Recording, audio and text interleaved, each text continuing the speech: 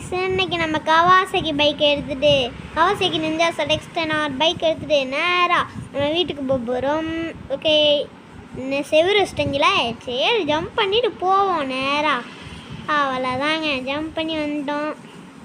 சரி, இப்போ swimming pool சுற்றி அப்படி போய் பார்ப்போமேன்னு பார்த்தா இங்கே ஒரு ரேம்ப் இருக்குது. சரி, இந்த ரேம்ப் முடிப்போமேன்ட்டு நேராக இன்னைக்கு நம்ம ஒரு ரேம்ப் வந்துடுவோம். அந்த ரேம்ப் முடிக்கிறது அவ்வளோ ஈஸியாக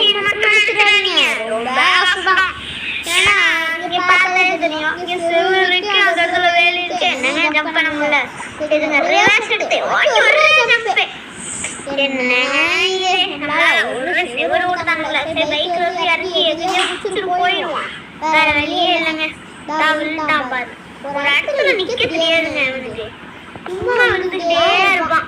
போனை எடுத்துட்டு ஏதாச்சும் ஒரு சீட் கொண்டு பைக் போடலாம். அதெல்லாம் பைக்லாம் வேணாம், நம்ம இந்த இடத்துல வந்துட்டு ஏதாச்சும் ஒரு பைக் எடுத்துக்கலாம். சார் கொஞ்சம் தூரம் ஓடிப்போம்.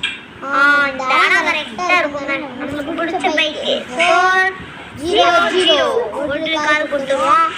பைக் இது இந்த பைக்கா? Kawasaki ninja ZX-10R. என்னங்க ஏறணும்னு கீழே விட்டான். என்னங்க இவன் சீக்கிரம் ஏறா ஃபேமிலின்னு. என்னாலே ஏறவே முடியல அந்த பைக்ல. அப்படியா குத்து குத்துட்டு போயிடுறா, ஒரு ஜம்ப் பண்ணிட்டு போயிடுறா. பாப்போம் அதான் சொன்னேன்ல. சரி சரி, நீ வண்டி எடுத்துட்டு சீக்கிரம் போ, நம்ம இந்த ரேம்ப் முடிச்சே ஆகணும். சரி, இந்த ஓரத்துல பார்த்து போடா, பாரு எத்தனை கேப் கொடுத்து வச்சிருக்காங்கன்ட்டு. என்ன ஃபேனா சுத்திக்கிட்டே இருக்குது. ஓகே, நம்ம இந்த கேப்ல இருந்தாச்சு, டக்குனு ஏறு. ஏறா ஃபேமிலின்னு என்ன ஃபேமிலின்னு வந்துட்டு ஏதோ சொல்லணும்னு நினைக்கிறான். எல்லாரும் இந்த வீடியோக்கு லைக் அண்ட் சப்ஸ்கிரைப் பண்ணிடுங்க. லைக் அண்ட் சப்ஸ்கிரைப் பண்ணாதான் நம்ம போடுற வீடியோ உங்களுக்கு நோட்டிஃபிகேஷன் வரும். அதை மட்டும் மறக்காம நீங்க செக் பண்ணி பார்க்கலாம். பிளானிங் சொல்ல கேட்டாங்க, அதனால எல்லாரும் like and subscribe bell icon இதெல்லாம் ஆன் பண்ணி விட்டு போயிடுங்க. அப்பதான் நான் போடுற வீடியோ உங்களுக்கு டன் நோட்டிஃபிகேஷன் வரும். அதனால செக் பண்ணி பார்க்கலாம். சரி, நம்ம ரேம்ப்ல ஏறுவோம். முடிஞ்சிருக்கும். நடுவுல சென்டர்ல கேப் இருக்கு. விங்ஸ்ல அடிச்சிட்டோங்க.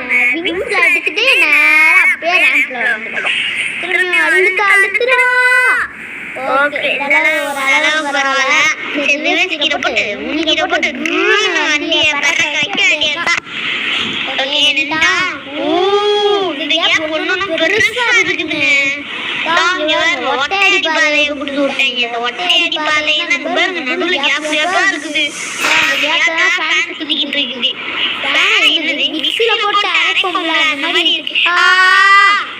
கீழே தள்ளி விட்டுருச்சுங்க.